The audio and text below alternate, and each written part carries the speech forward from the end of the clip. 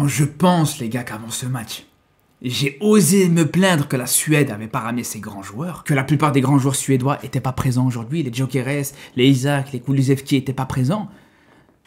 Je me plaignais, je disais, ouais, c'est un manque de respect envers les équipes africaines, à chaque fois qu'il y a des matchs amicaux, entre les équipes européennes et des nations africaines, à chaque fois, ils prennent pas leurs grands joueurs.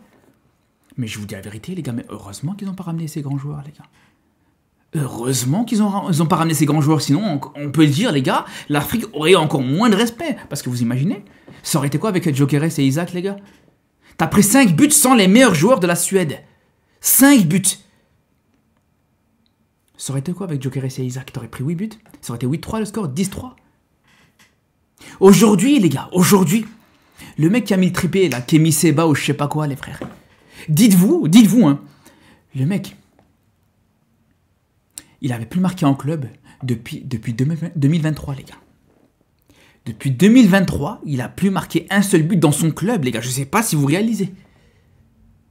En un match avec l'Algérie, il a plus renta qu'en presque 3 ans avec son club. Vous vous rendez compte de la dinguerie ou pas? Vous vous rendez compte à quel point aujourd'hui c'est catastrophique le niveau défensif de l'Algérie? Franchement, les gars, autant sur le dernier rassemblement, je me suis dit, ah, vas-y, franchement, l'Algérie, ça commence à être pas mal. Contre le Mozambique, contre le Botswana, on a vu des belles choses. Mais là, le niveau de cette équipe algérienne, le niveau défensif de cette équipe algérienne, mais il est cataclysmique, les gars. On avait déjà eu quelques alertes contre le Rwanda, mais je me suis dit, vas-y, c'est parce que voilà, ça a fait tourner en défense, il n'y avait pas Aït Nouri, il n'y avait pas Issa Mendy, etc. Et au final, c'est la même chose. Hein. C'est la même chose. Franchement, je pense que dans cette défense, il n'y en a quasiment pas un pour rattraper l'autre. Ben Sebaini qui fait un petit peu ce qu'il peut, même si aujourd'hui il provoque son penalty, il essaie de s'en sortir un petit peu. Mais sinon, c'est compliqué, les frères. Sinon, c'est très compliqué, les gars. Et j'ai envie de vous dire, les frères, je parle de l'aspect défensif, mais même offensivement aussi, c'était compliqué de fou. Mais ça, on va en parler aussi. Parce que, vas-y, il y a eu du bon et du moins bon sur l'aspect offensif. Mais quand tu vois à quel point les Suédois arrivaient à se créer autant de situations, comment ils arrivent à être dangereux, à quel point ils arrivent à être dangereux, les gars. Les espaces qu'ils avaient à chaque fois, franchement, je comprenais pas, les gars. On avait l'impression de voir le match PSG-Inter, les frères. On avait l'impression vraiment de voir une seule équipe sur le terrain, les gars, aujourd'hui. Effrayant. Vraiment, c'est effrayant. Même Aït Nouri. Alors, Aït Nouri, il vient de signer à City. Peut-être que, voilà, il a sa tête à son nouveau club, etc. Mais je suis désolé, mais c'est pas normal du tout. Quand on voit comment il se fait éliminer sur le premier but de la Suède, c'est pas normal, les gars. Il se fait éliminer trop facilement. On sait que c'est un défenseur qui a beaucoup plus de qualité que ça. Et juste derrière, les gars. Le problème, c'est quand on prend le premier but de la Suède, les gars, tout le monde a été dégueulasse. Toute la défense de l'Algérie a été catastrophique. Il n'y en a pas un pour attraper l'autre. Il n'y a pas de jaloux. Il n'y a vraiment pas de jaloux, les gars. Quand on voit, donc je vous dis, Aït Nouri qui se fait éliminer, juste derrière Farsi, je sais pas ce qu'il fait. Il s'est pris pour un défenseur central. Il a oublié qu'il était latéral droit. Regardez, je sais pas ce qu'il fout dans l'axe. Ça continue à préparer encore une fois. À chaque fois, t'en as un qui est tout seul, les gars. Là, ici, le joueur suédois, le passeur sur le but. Là aussi, il est tout seul. Voilà, après Ken Sema, là, il a plus qu'à finir. Vous vous rendez compte de cette image? Comment elle est effrayante, les gars? Il y a plus de joueurs algériens dans la surface. Il y a combien? Il y a 1, 2, 3. Il y a 5 joueurs algériens dans la surface. Pour seulement 3 joueurs suédois. Il n'y a pas un joueur suédois qui est pris correctement au marquage, les gars. Tous les joueurs suédois, les 3 joueurs suédois, ils sont tout seuls. Comment c'est possible, les gars? Je comprends pas. À la limite, tu te prends une contre-attaque.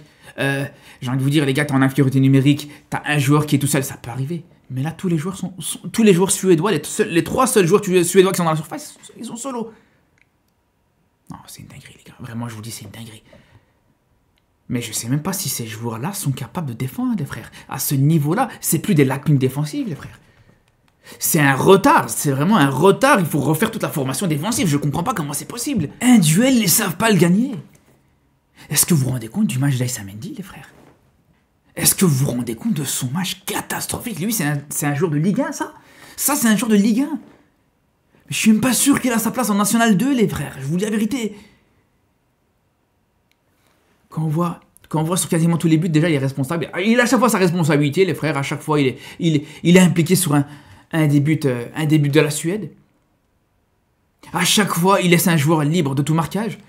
Défensivement, il est catastrophique. Dans les duels, il est horrible. Dans les marquages, il est dégueulasse. Dans la relance, on n'en parle même pas, les gars. Ça, c'est pas que c'est juste... C'est même pas que c'est pas indigne d'un joueur international algérien, mais c'est tout simplement indigne d'un joueur professionnel. Le match d'Aïssa Mendy, les gars, je sais pas si on a déjà vu ça. Regardez son comportement sur le deuxième but, les frères. Incapable juste de cadrer le porteur, de l'empêcher de tirer. Et quand c'est pas ça, c'est les centres qui... Ça partait à tout va.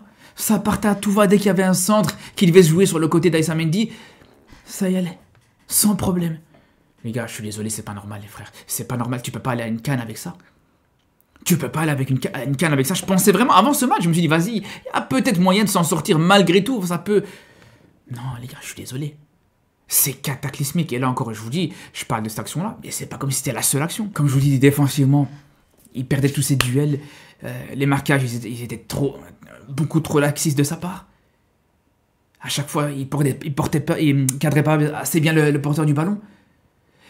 Mais comme je vous dis, les gars, balle au pied, les gars. Mais vraiment, c'est un cauchemar. C'est un cauchemar, vraiment, un défenseur aussi mauvais balle au pied, mais c'est du jamais vu. Regardez-moi ça, les gars. Une passe latérale, il n'est pas capable de la faire, les frères. Cette passe, il te l'a raté. Comment on peut expliquer que cette passe, il est capable de la rater? Je ne comprends pas. À la limite, vas-y, ça peut arriver. Vas-y, c'est pas son point fort. La relance, c'est pas son point fort. Ok, il n'y a pas de problème. Mais même un dégagement, il ne sait pas le faire. Même là, même pour dégager un ballon, il est pas capable de le faire. Il dégage en plein sur l'adversaire suédois. Non, vraiment, les gars, c'est trop. C'est trop. Va falloir vraiment trouver une solution très rapide. Parce que Aïssa Mendy, c'est plus possible. Et encore, lui, c'est le capitaine de la sélection algérienne, les frères. À l'absence de Mahrez, bien sûr. Et d'ailleurs, en parlant de capitaine, ah ouais, ben ouais, comment on peut ne pas citer Sa Majesté Riyad Mahrez, les gars? Comment j'ai pas commencé par ça, les gars? Comment on n'a pas commencé par ça? Je dis même commencer par ça, les frères, pour être honnête avec vous. Le match, encore une fois, je suis désolé, de femme enceinte que t'as fait Riyad Mahrez, mais c'est une catastrophe, je suis désolé, les frères, c'est plus possible. Et pourtant, les gars, je suis pas contre le fait de voir Mahrez encore présent dans cette sélection algérienne. Mais pour moi, les gars, je vous le dis et je vous le redis, le mec doit commencer sur le banc. Il peut apporter en deuxième mi-temps, il n'y a pas de problème. Mais ce joueur ne doit plus être titulaire. Il ne doit plus être titulaire dans cette équipe algérienne. Les gars, il t'apporte rien. Il est plus capable de courir, les frères. Il a du mal à courir. Le mec, il grossit visuellement. Normalement, les joueurs normaux, les gars. Un sportif, quand il fait son sport, quand il fait un match, un joueur de foot, quand il fait un match de foot. Après le match, il perd des kilos. Il a perdu du poids. Mahrez, après le match, j'ai l'impression qu'il a grossi. C'est une dinguerie, les frères, vraiment. Non, je suis désolé, les gars. Parce que, encore une fois, Mahrez, ce qu'on va lui reprocher, c'est même pas forcément balle au pied. On sait à quel point t'as même pas besoin. Quand il est titulaire, en tout cas, dans ce genre de match où tu sais qu'il a de l'intensité, etc., tu sais que t'as plus besoin d'entendre quoi que ce soit. Quoi que ce soit, tu peux plus l'attendre. Mais quand je vois que en dehors de ça, balle au pied, mais en dehors de tous ces aspects techniques, dribble, etc., centre, que tu sais que t'attends plus rien de sa part. Je suis désolé, mais là aussi, c'est pareil, encore une fois, un point commun avec Aïssa Mendy. Même des dégagements, il n'est pas capable de les faire, les frères. Là, il est là, il y a un ballon ici dans son camp. On lui demande rien, les gars, on lui demande pas de dribbler, on lui demande pas de faire quoi que ce soit. Tu lui demandes juste de dégager, ou à la limite de la dégager le long de la ligne de touche. N'importe quel joueur amateur est capable de le faire. En plus, il est sur le côté gauche, il peut la dégager facilement le long de la ligne de touche, les frères. Il va perdre le ballon, les gars. Il va perdre le ballon comme ça. Et le pire, les gars, c'est que, même en dehors de ça, ce qui m'a même encore plus inquiété, c'est que même un mur, il n'est pas capable de le faire, les frères. Vraiment, même un mur, il n'est pas capable de le faire correctement.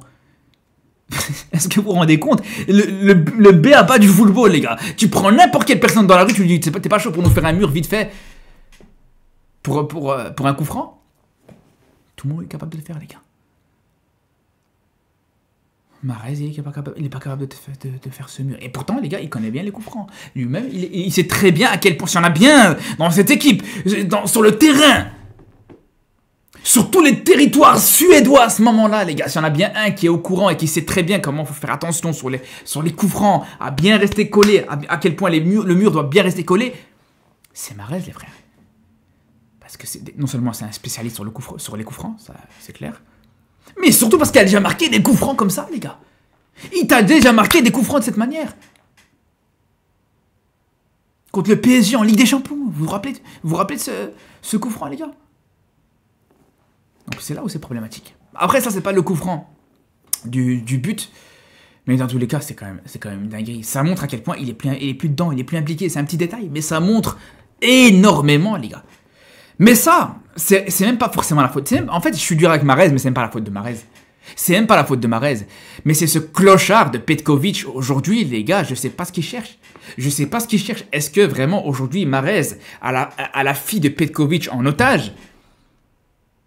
Est-ce qu'aujourd'hui, tous les anciens cadres de cette sélection algérienne, ils ont menacé Petkovic? Je sais pas, les gars.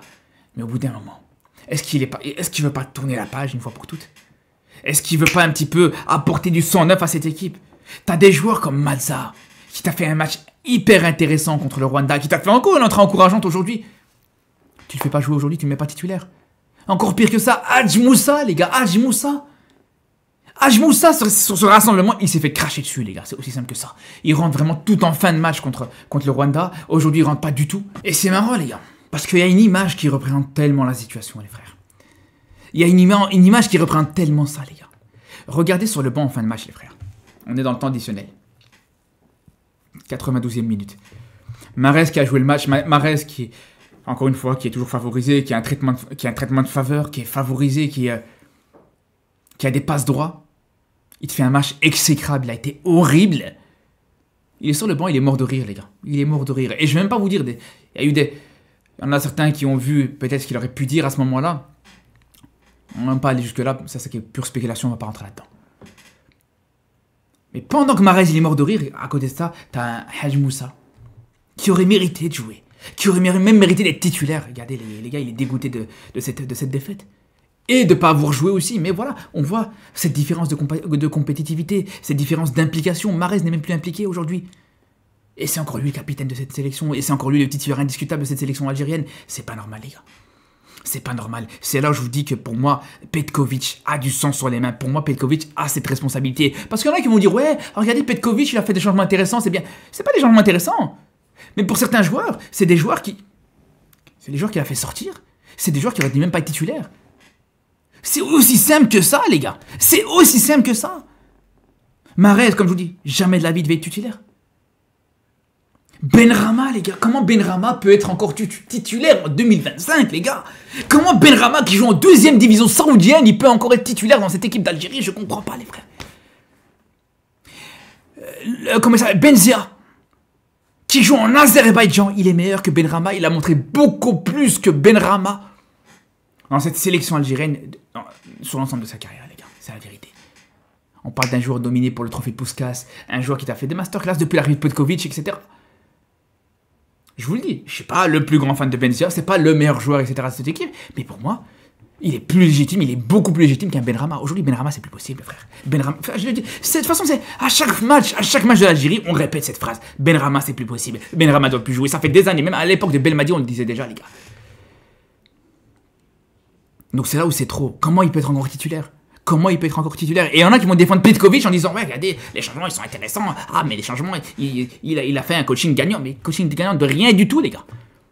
Coaching gagnant de rien du tout, les frères. C'est juste qu'il a rattrapé ses erreurs et il t'a fait sortir les joueurs qui ne devaient pas être présents sur le terrain. C'est aussi simple que ça. Regardez juste l'occasion de Benrahma, les gars. Avant sa sortie.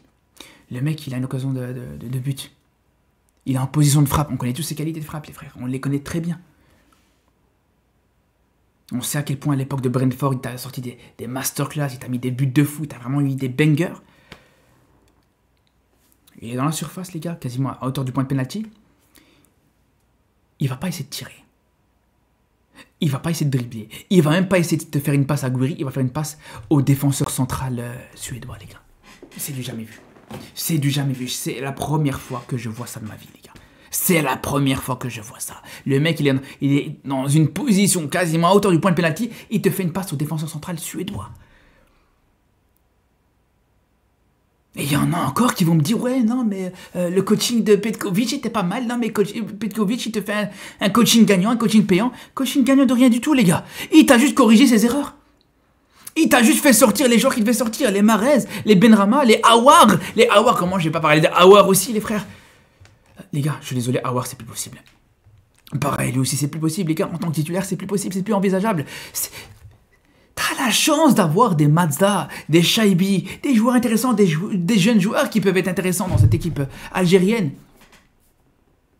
Et tu continues avec ce type de joueurs qui sont dépassés, qui s'exilent, qui sont actuellement dans des championnats comme l'Arabie Saoudite et tout ça. Je comprends pas. Le match d'Aouar, les gars, je suis désolé. Le nombre de déchets qu'il y avait dans son jeu, les frères. Le nombre de déchets qu'il y avait dans son jeu, à chaque fois qu'il avait le ballon, à chaque fois il était perdu, les gars. À chaque fois, il était perdu, il savait pas quoi faire du ballon, les gars. Il jouait à du 2 à l'heure, c'était méconnaissable, ça n'a rien à voir avec le Aouar il y a 3 ans d'ici. Même il y a 2 ans d'ici, les gars, ça n'a rien à voir, les frères. C'est comme ça, d'ailleurs, que vient l'occasion du coup franc. C'est sur une perte de balle d'Aouar. Voilà. Pendant que tu as des Mazza qui rentrent, qui te font encore une fois une très belle entrée. Non, les gars, s'il n'y a pas cet élan pour aller changer, pour essayer de changer, pour essayer de progresser côté algérien, dans cette équipe d'Algérie, en ramenant du 109, etc., c'est fini, les gars. C'est fini. L'Algérie va se faire ridiculiser à la CAN. Et pourtant, les frères, je vous le dis, j'ai pu être très positif sur le dernier rassemblement. J'ai été le premier à dire, les gars, que l'Algérie a été exceptionnelle, stratosphérique. Meilleure équipe du rassemblement du mois de mars. Mais là, on est sur l'une des pires. Hein. On est sur l'une des pires, les gars. Là, tu te ridiculises comme ça contre la Suède, une équipe de Suède totalement remaniée, et commencez pas à me sortir des joueurs qui étaient absents, les Amoura. Ouais, certes, il y avait aussi des absences côté algérien, mais côté suédois, il te manquait aussi les meilleurs joueurs. Donc, faut être raisonnable. Et ce qui est dommage, les gars, quand je parle de ces joueurs titulaires, des choix du coach, quand on voit encore une fois les Benrahma, les Mahrez, les Aouar et tout ça, le problème, c'est que ça déteint même sur les autres coéquipiers. Il est là le problème, les frères. Il est là le problème. Même des joueurs qui sont censés être exceptionnels, des très bons joueurs, etc., même eux, à cause de tout ça, ils sont un petit peu en dessous. Je pense à un Gouiri, par exemple. Gouiri, aujourd'hui, c'est l'un de ses pires matchs. Alors, ok, il te provoque ce penalty, c'est sa meilleure action du match, le petit sombrero pour aller provoquer le penalty du derrière, magnifique.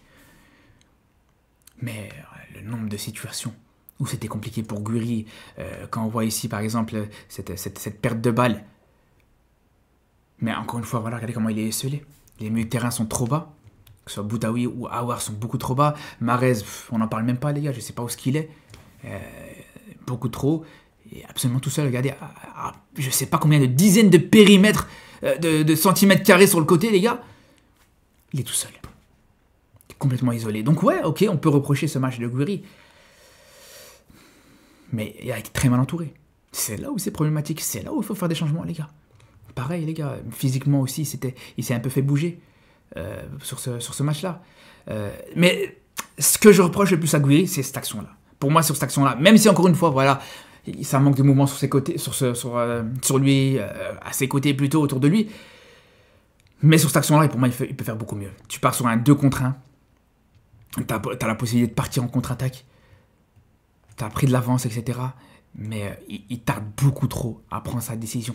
Il laisse la possibilité à toute cette défense suédoise de revenir avant de prendre sa décision. C'est là où...